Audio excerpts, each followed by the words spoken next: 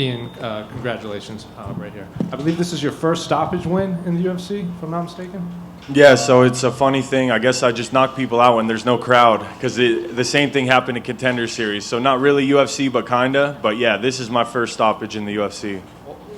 Quick work, but how happy with your performance the little time you were in there? Yeah, it was amazing, man. It just was the mantra of this whole fight camp and this fight was movement. And the movement set up the big right hand. Instead of me always hunting the head like I usually do with the big shots, I let the kicks and the movement set up the big overhand, which got the knockout. Well, a lot was made on the broadcast of your changing cam. So physically, how much of a difference did that play not training in the high altitude of Factor X and then switching over to Thailand?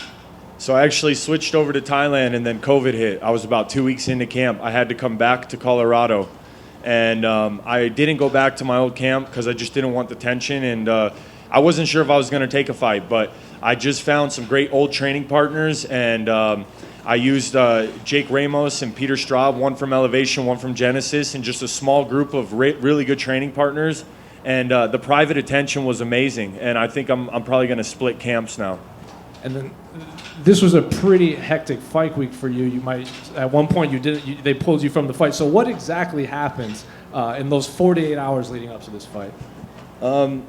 Yeah, I mean, they call me the king of controversy for a reason, because it feels like I'm always in the center of it. And, you know, I shine when I'm in controversy. For some reason, it's just what God has put on me. And, you know, it was wild. You know, first, They were blowing up my phone. Hey, your cornerman tested positive. They came and got him. And then we sat down and we're like, how did this happen? And we realized he was around all the other people too, a bunch of other fighters. So the whole card was probably going to flop. And we're like, there's no way he tested positive. We found out it was an inconclusive test.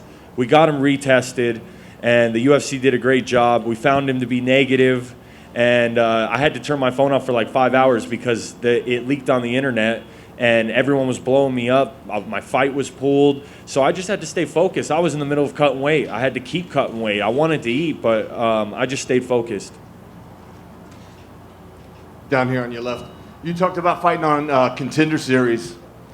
Fighting with no crowd is one thing, but on Contender Series you have no music. So was it a little bit more bearable tonight to be able to get pumped up on the way out?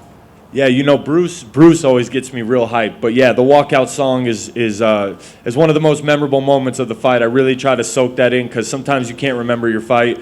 And the music helped, and Bruce really helped. And you fought Contender Series at the old venue, correct? Correct. So what was it like being here? This place is pretty phenomenal. Does it make you a little jealous that they have it nicer now, or does it kind of make you feel like a Contender Series OG? Yeah, definitely a Contender Series OG, you know, but it was cool to get to experience the Apex as well. I'd never been here before except before tonight, and it's a beautiful facility, and I was excited to fight here. Last thing for me, there's been a few compelling matchups for you that have just kind of dissolved over the last year or two. I think about like Brad Tavares is one of them, and some others. Any of those that you want to think about putting back together? Because, I mean, looking at where you're at in the ranks, you know, a guy like him or somebody around there makes sense, right? Yeah, absolutely. You know, since I've been in the UFC, I've basically fought only ranked fighters. And, you know, taking a few close decision losses, I had to kind of evolve and come in my own to where I'm at right now. And I think Uriah Hall would be a great matchup. I think Brad Tavares, we could get that matchup going. I got a concussion before the last fight. So, yeah, anything that keeps me climbing, I'm good with. Back here, you talked about the...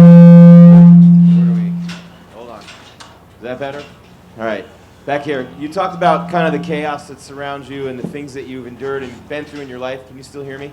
Yes. Back up. Okay. Yeah. So the things that you've been through in your life and sort of that comfort zone that you feel, can you describe that comfort zone that you feel in that chaos? A lot of people out there can't get into that state, but you seem to thrive in it. Yeah, you know, I've been rock bottom in a foreign prison cell for 2.5 years, and 6 years later, here I am. And so, you know, just being quarantined and kind of locked in our room, you know, I had to kind of get in that prison mindset, like, nothing can affect me right now. Like, just stay focused. I just had to keep up with my weight cut. And I just had to kind of go to those dark places and remember where I've been. And I just feel like my bulletproof mindset is what sets me apart. Can you just go into that a little deeper, that bulletproof mindset, how you developed it, how it's evolved over the years, and how you've been able to endure all the things that you've been able to endure in your life, yet still come forward, still keep marching forward, and still keep fighting every step of the way? Yeah, I just trust fully in Jesus Christ, and I know he has a plan for my life no matter how crazy and hectic it gets down here. I just look above at him. I don't focus on my situation or the things around. And I just have to get back in that mindset. This quarantine's been pretty easy for me because I'm used to being locked up. It's all about routine. It's all about trusting and faith. And it's all about just blocking out all that stuff you can't control. Because if you can't control it, why are you worrying about it? And what would you say to anybody out there who's faced with similar circumstances and maybe feels like they can't recover from them when you're living proof that not only can you recover from it, you can go way above and beyond what anyone might expect from you? Yeah, absolutely. Getting out of prison in 2014, I was nobody. I was 26 years old. I hadn't trained MMA in a real gym ever. People said, you're too old. You're too gone. You're a drug addict. So many things. Don't listen to the doubters and the haters, man. Do not focus on that. Focus on God, what he says about your life. And you can turn nothing into something, and you can climb to the top. And I'm living proof. And when I get that belt, there will be a book. There will be a movie. Deals are in the works right now. And I just want to motivate and inspire. Ian, one more actually. Yes, sir. You were actually plus 850 to get a first round stoppage, so I would like to get your thoughts on that. Really? Okay. Well, I hope someone bet on me that I know I need my cut. But, wow, yeah, no, I mean, I haven't showed this first round finishing power in my last fights, and it's a different step. Like when I first got in LFA,